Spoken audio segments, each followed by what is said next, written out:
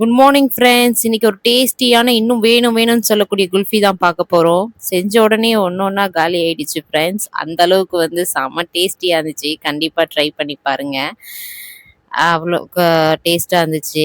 கண்டிப்பாக ட்ரை பண்ணி பாருங்க ஃப்ரெண்ட்ஸ். வீடியோ ஸ்கிப் பண்ணாமல் பாருங்க, அப்பதான் புரியும். நானுமே சாப்பிட்டு பார்த்தேன், சூப்பராக இருந்துச்சு. வாங்க எப்படி செய்யறதுன்னு பார்க்கலாம். ஃபர்ஸ்ட் பால் வச்சுக்கோங்க அடுப்பில், லோ ஃப்ளேமில் வச்சுக்கோங்க. இன் பிட்வீன் கேப்ல இதெல்லாம் ரெடி பண்ணி வச்சுக்கோங்க. முந்திரி, பாதாம் இதெல்லாம் போட்டு நல்லா அரைச்சி வச்சுக்கோங்க. ரொம்ப நைஸாலாம் அரைக்காதீங்க ஃப்ரெண்ட்ஸ். கொஞ்சம் பொறன்னு லைட்டாக இந்த மாதிரி இந்த பதத்தில் அரைச்சிக்கோங்க. அப்போதான் சாப்பிடும் போது அதை நம்ம மென்று சாப்பிடும் போது நல்லாயிருக்கும்.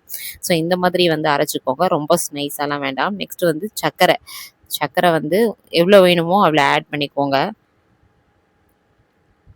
எனக்கு இவ்வளோ போதும்ன்ட்டு நான் ஆட் பண்ணிட்டேன். நெக்ஸ்ட்டு ஏலக்காய் கொஞ்சம் போட்டுக்கோங்க. போட்டுக்கிட்டு இதை அரைச்சிக்கோங்க. இதை நல்லா நைஸாக அரைச்சிக்கோங்க ஃப்ரெண்ட்ஸ். ஓகேங்களா?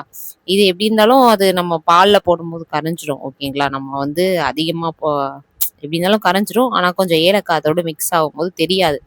ஏலக்காய் போட்டிருக்கிறது தெரியாது. ஸோ இதில் நல்லா அரைச்சிட்டு ஒரு நல்ல ஃப்ளேவர் இருக்கும். அண்ட் பாதாம் பவுடர், பாதாம் மிக்ஸ் இருக்கும்ல, அது கொஞ்சோண்டு அந்த டேஸ்ட்டுக்கு, அந்த ஃப்ளேவருக்கு. ஸோ சாஃப்ரான், குங்குமப்பூ அதில் லைட்டாக ஆட் ஆகிருக்கனால இதை நான் ஆட் பண்ணிக்கிட்டேன் கொஞ்சோண்டு லைட்டாக. நல்லாயிருக்கும். லைட்டாக ஆட் பண்ணிக்கோங்க. நெக்ஸ்ட்டு முந்திரி நம்ம அரைச்சி வச்சுருந்தோம்ல, முந்திரி, பாதாம் அதை கொஞ்சம் ஆட் பண்ணிக்கோங்க. அதுக்கப்புறம் சர்க்கரை, ஏலக்காய் அரைச்சி வச்சுருக்கோம்ல, அதை ஆட் பண்ணிக்கோங்க. ஆட் பண்ணிவிட்டு இந்த டைமில் டேஸ்ட் பார்த்துக்கோங்க. உங்களுக்கு எவ்வளோ சுகர் வேணுமோ அவ்வளோ சுகர் டேஸ்ட் பார்த்துக்கோங்க. இப்போ இல்லை, கொஞ்சம் நல்லா கொதிக்கட்டும். பால் நல்லா கொதிச்சதுக்கப்புறம் அந்த டைமில் டேஸ்ட் பார்த்துக்கோங்க. நல்லா பால் சுண்டி வரணுங்க. பார்த்தீங்களா எந்த அளவுக்கு சுண்டி இருக்கு பாருங்க. இன்னும் நல்லா சுண்டி வரணும். நல்லா ஆட்டி நல்லா லோ ஃப்ளேமில் லைட்டாக, ரொம்ப இல்லை, ஸோ அடி பிடிக்காமல் இருக்கிறதுக்காக இந்த மாதிரி இது பண்ணிக்கிட்டே இருந்துட்டு நல்லா சுண்டி வந்ததுக்கப்புறம் நான் கிளாஸில் தான் எடுத்து வச்சுக்கிட்டேன். கிளாஸ்லேயே நல்லா வந்துச்சு ஃப்ரெண்ட்ஸ். கண்டிப்பாக ட்ரை பண்ணி பாருங்கள், நல்லாயிருக்கும். அதுக்கப்புறம் எடுத்து ஃப்ரீசரில் வச்சுட்டேன் ஃப்ரெண்ட்ஸ். ஓகேங்களா? ஃப்ரீசரில் வச்சுட்டு எவ்வளோ நேரம்னா ஒரு 4 hours 5 ஹவர்ஸில் இந்த அளவுக்கு ரெடி ஆகிடும்.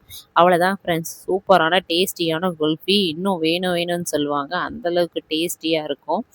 கண்டிப்பாக ட்ரை பண்ணி பாருங்கள் ஃப்ரெண்ட்ஸ். ஓகேங்களா? நம்ம இந்த வீடியோ பிடிச்சிருந்துச்சுன்னா மறக்காமல் லைக் பண்ணுங்கள், சப்ஸ்கிரைப் பண்ணுங்கள். இதே மாதிரி இன்னும் உங்களுக்கு வீடியோஸ் வேணும்னா கண்டிப்பாக கேளுங்க. செம டேஸ்ட்டு, சாப்பிட்டு பார்த்தேன். நெக்ஸ்ட் வீடியோவில் மீட் பண்ணுறேன். டாடா.